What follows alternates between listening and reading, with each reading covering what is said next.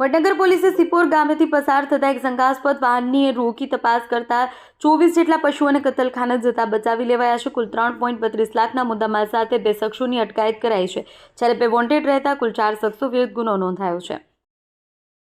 વડનગરની Sundhiya હાઈસ્કૂલમાં Gujarat road safety authority સંચાલિત ગાંધીનગર અને Mehsana RTO દ્વારા માર્ગ સલામતી સેમિનારનું આયોજન કરવામાં આવ્યું છે।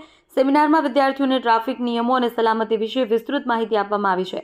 કેળવણી મંડળ સંચાલિત સુંઢિયા હાઈસ્કૂલના વિદ્યાર્થીઓ અને એનએસએસના સ્વયંસેવકોએ સેમિનારમાં ભાગ લીધો છે। તેમને વાહન વ્યવહાર નિયમો, સલામતી સંબંધિત વિડીયો અને મહત્વપૂર્ણ સૂચનો દ્વારા માર્ગદર્શન પૂરું પાડવામાં આવ્યું છે।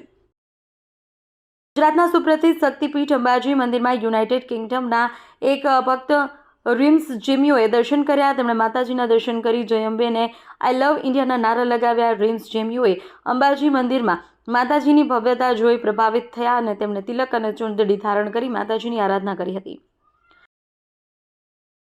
પાટણ નગરપાલિકાએ પર્યાવરણ સુરક્ષા માટે એક નવતર પ્રયોગ હાથ ધર્યો છે। શહેરને ચાણસ્મા હાઈવે પર રસ્તામાં નડતરરૂપ બનતા 15 વડ અને પીપળાના વૃક્ષોને કાપવાને બદલે વૈજ્ઞાનિક પદ્ધતિથી અન્ય સ્થળે ટ્રાન્સપ્લાન્ટ કરવામાં આવ્યા છે। આ પાલિકાનો પ્રથમ ટ્રી ટ્રાન્સપ્લાન્ટ પ્રોજેક્ટ છે। પાટણ તાલુકાના ચંદ્રમાળા ગામે બસ સ્ટેશન વિસ્તારના ધારાસભ્યની ગ્રાન્ટમાંથી સુવિધા પથનું કામ ચાલી રહ્યું છે।